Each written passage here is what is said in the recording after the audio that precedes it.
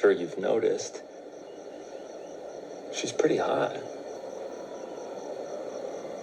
But I don't think she's ever been laid before. Unfortunately, he's very weird. Not going to get into that right now. Hey, I'm Kaya. Welcome to the Bravo While Black YouTube. I think that this is the perfect year to just get into talking about like more shows that I'm watching right now. That literally includes White Lotus, Paradise, Love is Blind, stuff that I talk about on the podcast, but more in depth. Today we're going to try out talking about White Lotus Season 3, Episode 1. HBO was so kind as to send us previews of the show, so hopefully in the coming weeks I can give you a more put together video. But I think the biggest thing is that I want to take away the fear of having to feel like I need to do a breakdown video instead of a personality video. So what we're going to be doing today, instead of doing like a breakdown video, you can find that on YouTube. You can look that up. You can go on Reddit. You can go on Instagram. You can go on TikTok, and people will point out amazing things that I probably did not notice, and shout out to them for that because I really appreciate it. But today we're just going to be talking about stuff, shooting the shit, talking about what we think is going to happen, giving theories. I want you guys to tell me what you think about this show. Did you like the premiere, and who you think is going to die? Because that's the most fun thing about this show, is that at the end of the season, we know that there's going to be a death. So let's get to it. White Lotus Season 3, Episode 1. First of all, thank you, HBO, because I watched the first episode like 3 times and it was good each time. You know it's gonna be crazy when you start off with like shooting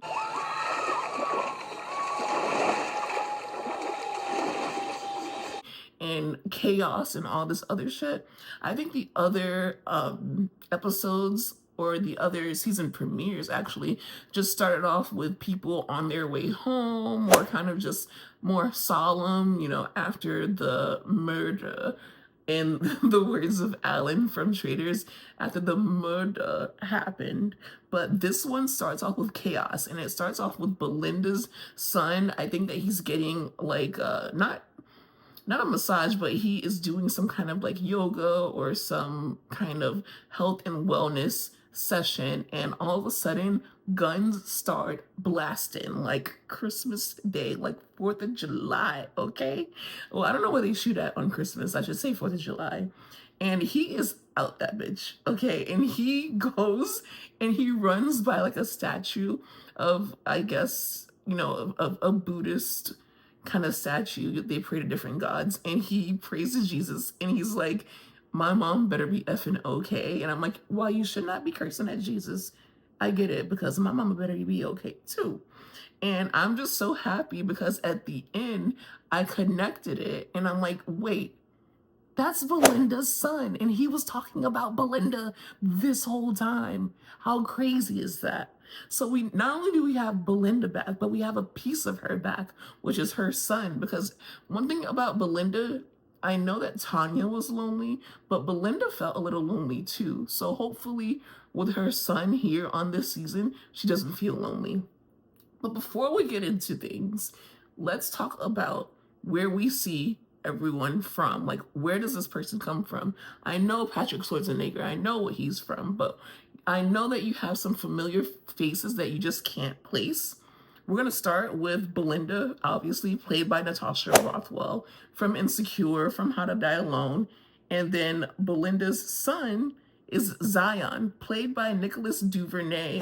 He's been on Purple Hearts, which I think is that movie on Netflix. It was really at the top of Netflix for a long time. Or if it wasn't that one, sorry, but there is a movie on Netflix called Purple Hearts, and it was at the top of the, you know, the Netflix top 10 for a while. We have Mook, who is Lisa from Blackpink. Blackpink is the most, well, I don't want to say the most, but a super successful girl group, okay? Lisa is that girl. This is her first time acting, and I have to say, she knocked it out of the park, because I had no idea that this was her first time acting. I thought that she did it all, so good job for her. We're gonna start with that weird ass ancestral family, the Ratliff family. That's their name. I don't even know if you caught it, but there's Timothy, which is the dad, played by Jason Isaacs. He's plays Lucius Malfoy from Harry Potter. So you might have known Jason Isaacs from Harry Potter, and that is my Harry Potter accent. So obviously he's very seasoned.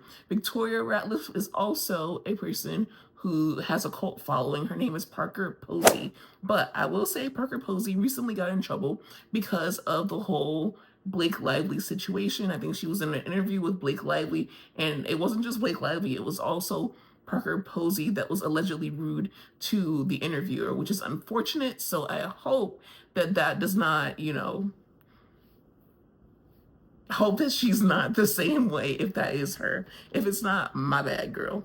Anyway, so Parker Posey, she was in Best in Show and You've Got Mail. Saxon, who is portrayed by Patrick Schwarzenegger, who is the weirdo of the show, who gave us the most talked about moment, though, I will say, okay? Because he got that full frontal. But you know Patrick Schwarzenegger, he's from Moxie and Midnight Sun, and obviously Arnold's son. And I wonder what Arnold, let's not get too far into it. We have Lachlan, who's the younger brother. He was in White Noise. We have Piper. I knew her from somewhere. I just couldn't place it. Portrayed by Sarah Catherine. Oh, sorry. Lachlan is played by Sam Nivola. That's his name. Piper, portrayed by Sarah Catherine Hook. I've seen her somewhere, and it turns out she's from The Conjuring. And I don't even watch scary movies, but she might have been in something else. But I know that face. And when I place that face, I'll come back to you with it. Because I want to do these every episode. So then we have the three friends. There's Jacqueline, played by Michelle Monaghan. She's from Mission Impossible, which there's a new Mission Impossible coming out, and Gone Baby Gone, which is a classic, I hear. And Kate, played by Leslie Bibb. That is the person that I was like, wait, where is she from? And then when I looked it up, she's from Talladega Nights, The Ballad of Ricky Bobby. She played the freaking wife. If you're not first, you're last. I can quote that movie from beginning to end. I love Talladega Nights. It's crazy. But yeah, she is also in Iron Man allegedly, but I haven't seen her in Iron Man. I don't know if this is completely accurate, but Lori, okay, she's played by Carrie Coon. My friend Kendrick says Carrie Coon is in that show. It's like the Gilded Age. Okay, got it out. The Gilded Age. Allegedly, she's in The Gilded Age, but I don't know. I don't watch that either. She was in Gone Girl and The Post. Then we have the age gap couple, which we will also get into. Rick, played by Walton Goggins. I call him Timu Matthew McConaughey because he looks like Matthew McConaughey. But if you ordered him from Temu, he was on The Hateful Eight and Django Unchained, but he's also on another HBO show called The Righteous Gemstones, and I hear that he's very funny, but in this role, he's not funny at all. He's in a relationship with Chelsea. I know her too. She's played by Amy Lou Wood. I know her by her teeth, which is it's not a bad thing. I'm not shading her. It's just that she has very unique teeth. They're so, like, she's cute. She's adorable. Like, I have, messed up teeth on the bottom, but I don't want to fix them. And I really like that she doesn't fix her teeth because it's something that makes her unique, and it probably helps her book jobs, honestly. I remember her from Sex Education. I think that she was the one where she got harassed on the bus, and the kids kind of like rallied, and they came to the bus stop with her and rode the bus with her, and it was probably one of the most beautiful moments on Sex Education. If it wasn't her who got harassed, I know that there was a moment like that, and I loved Sex Education. Anyways, so yeah, she plays Chelsea. So some of the resort staff, Belinda, I already told you about her. Okay, so Valentin is a Russian, that's what they said on the show, he's Russian. And I don't know, he does massages, or like he does wellness stuff. He's just hot. He's very hot. He's portrayed by a dude named Arnis. I'm not even going to try with his last name. He was in the Last Kingdom series. There's this diva. Her name is Sritala. She's the resort owner. Apparently, in real life, she's also a Thai artist, and this is her on-screen debut. Maybe you guys know her from being an artist. Guy Talk, which is Mook, who is Lisa from Blackpink. He's played by Taimee. I'm not gonna attempt his last name, but I think it's Tame or Taimee, and he has been featured in Farang and Thai Cave Rescue. So those are the people, that's where they're from. If you need to place a name to a face, we will probably be going through that throughout the season as they introduce new characters, or if I forgot anyone here. Let's break it down by group. Most importantly, we have Belinda. Belinda was here season 1. She wanted to open her resort. She was friends with Jennifer Coolidge's character, and Jennifer Coolidge told her that she was going to help her out. They were going to do a business venture, and Jennifer Coolidge ended up ducking out, and then on season 2 she ended up dying, so she never got to do that. And they've been teasing a return of a well-loved character. Then it was announced that Belinda would come back, and I'm so glad to see Belinda. It was such a delight, and not only is she back, but she plays a very significant role this season, which I don't know if she's going to meet this character, but a very huge reveal that I didn't want to say in the first part of the video, just in case, someone didn't watch yet. Greg is back, y'all. That man is back. And I'm wondering, is Belinda going to recognize Greg and confront him, or is she going to know that he took Tanya's money, or did he take Tanya's money, or what happened? Played by John Grease, I think that's how you say his name. John Grease, something like that. But anyways, I wonder if Belinda's going to notice that. But anyways, she is there to do like massages, learn about wellness, and hopefully open her own business. What I loved about this is that we see that she has a son. I probably already mentioned that a billion times, but she just felt lonely on season 1, and now she doesn't seem like a lonely character. She seems like a character on a journey. I'm giving like a eat, pray, love storyline to her, and hopefully that's what we see. And she better not get killed. She better last until the end. You hear that, Mike White? So far, she's just really learning the lay of the land. They're in Thailand. She's walking around the hotel. She has this guide, and she's going to be learning all about different techniques and massages and things that she can include in her business. The weird family, the Ratliffs. Keep me far away from anyone like this family, because the way the children are, the parents are, it makes my skin crawl. I know that you guys know what I'm talking about. Saxon, played by Patrick Schwarzenegger, although he had a full frontal scene, which I would like to thank him very much, and I don't want to know if it was real, I don't want to know if it's fake, and I would like a lot more full frontal scenes. Please stop with this weird incest storyline. It's not giving like Challengers, it's not even giving Game of Thrones. This is giving straight up nasty 2025 incest and sexual undertone that I am just uncomfortable with. 1 or 2 offhand comments, okay, because it just feels like really rich, disconnected people can be like that, but it was just too much. And then he's like butt naked in front of his brother, which is like, okay, whatever, that's his brother, but he goes to like masturbate and his brother is just sitting there, and it's weird. So it made my skin crawl. And he's trying to hit on the friend group, which is older than him. And he looks at his brother and he's like, oh, cougars, which I prefer him trying to hit on different people around the resort more than whatever the fuck that incestuous thing was, that comment he made about his sister being hot, but possibly a virgin. Get the fuck out of here with that. Please go away.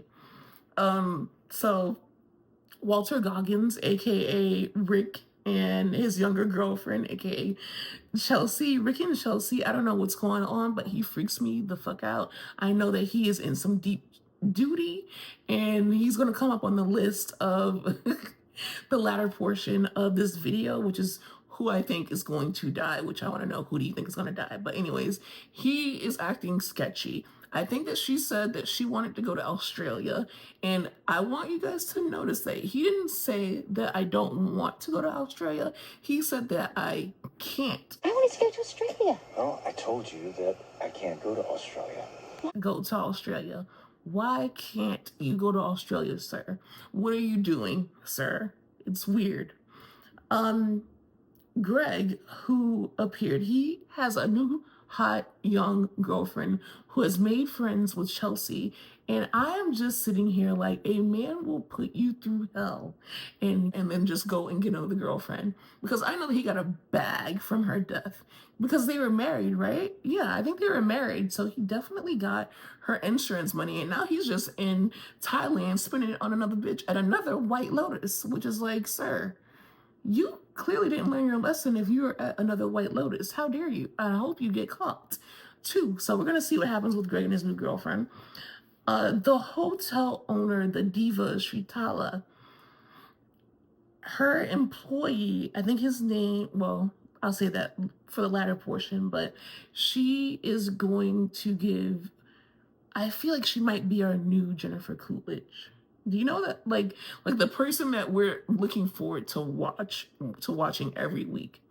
I think that we have good contenders for who is going to be our new Jennifer Coolidge. One, it might be Parker Posey's character, the mom, aka Victoria, because she is high as hell. And I'm like, is it just me or does she seem high as hell? Or is she drunk? Like, what is it? Then later on, she's like, do you want a lorazepam? Which is basically like a Xanax. And it confirmed my suspicion that she is just high as hell all the time. And now some of y'all were getting on her about her southern accent, but I don't know, it sounded accurate to me.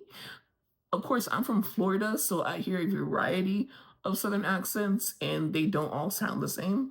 But so the new Tanya of the show, we can choose from either Victoria Ratliff, Shatala, which is the Thai diva, okay? She is a star. And then we can choose from Belinda. But Belinda is more of a down-to-earth character that we're rooting for. So I think it's going to really be between Shatala, who owns the resort, and Victoria, who's like, scratch my arm. Mom, you're asleep. Okay. It's okay. Honey, scratch my arm. And she's like falling asleep at the table. It's crazy. But anyways, so let's also talk about the last group of people that they're kind of like following, which is the trio. I hate to say this, but I'm going to tell you all the truth. Anytime there is a friend group with 2 or more people, does not matter if it's guy or girls. In this case, it's a trio. Anytime there is a trio of friends, 2 of the friends are closer than the other friend. After you guys hang up or hang out, there will be a debrief between the 2 closer friends about you. And if you think that you guys, all 3 of you guys are equally close, then you're the one who's being talked about. Let me repeat that for you. In a trio, there's always 2 people who are closer than you think. And if you don't think it's true, then the other 2 people are talking about you. The other 2 people are having a debrief about you. And it's not necessarily a bad thing. It's just 2 people are closer in a friend group of 2 or more people. That's how it is. I hate to tell you. But yeah, so that's what we see in this first episode.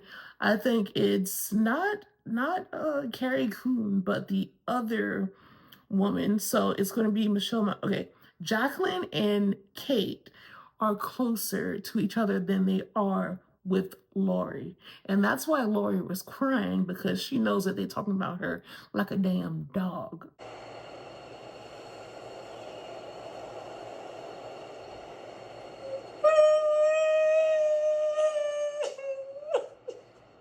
Okay, and I wonder what's going to happen. I don't think any of them are going to die, but I do think that they will not leave this hotel as close as they were when they came here, if they're even that close. That's all I'm saying. Okay, this last portion here, we're going to talk about who we think is going to die. I think my number 1 person on this list, which is really hard, because I feel like multiple people might die, especially since there's a shootout, especially since there's sketchy shit going on from the very beginning. The first one, though, is bald-headed LBH, which they explain, loser back home, Greg. I sometimes call him Gary because I hate him, and I hope that he dies, okay? I hope they unalive him on that show because he does not deserve peace. He does not deserve that money. He does not deserve that beautiful girlfriend. You know what? I hope that's her who picked up the gat and is running behind him. Okay, that's number 1 on the list. Number 2 on the list is Rick. He just gives me anxiety. Matthew McConaughey's like twin brother in the multiverse. He is shady and I don't trust him. And I know that you think that I would put Timothy on this list, the dad, but I'm not just yet because Fabian, who I didn't mention earlier, is the Thai diva's assistant. He helps her run the resort. He also has that nervous energy, and it reminds me of season 1, Armand, when he died. All season he was running around nervous, scared, like just anxiety ridden. I am excited to see what this guy is about. He's sketchy, and Fabian, I don't know. You might have to clock out, and I know that's your job, but I just don't think that they're going to kill any women this season. I might be wrong. My opinion might change as the show goes around, but who do you think is on the hit list? Let me know in the comment section. But before I go, I'm going to tell you my favorite moment of the episode, which was when Belinda saw 2 Black people and she just waved to them. By the way, one of the Black people that she saw was actually a woman who was on Survivor, because Mike White, the creator of the show, he's actually from Survivor. So anyways, when Belinda said hello to the Black people,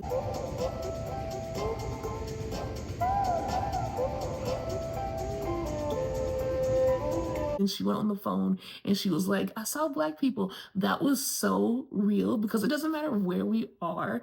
If Black people see other Black people in public where there aren't a lot of Black people, or at a luxury place, we are obligated to either say hello or give the sup nod. So good. Oh, and I saw 2 Black people tonight and they weren't staff. Love that. It was so real. I love this episode. I love this premiere. Let me know your thoughts in the comment section, and let me know who you think is going to die and why. This is Kaya from Bravo While Black. Peace.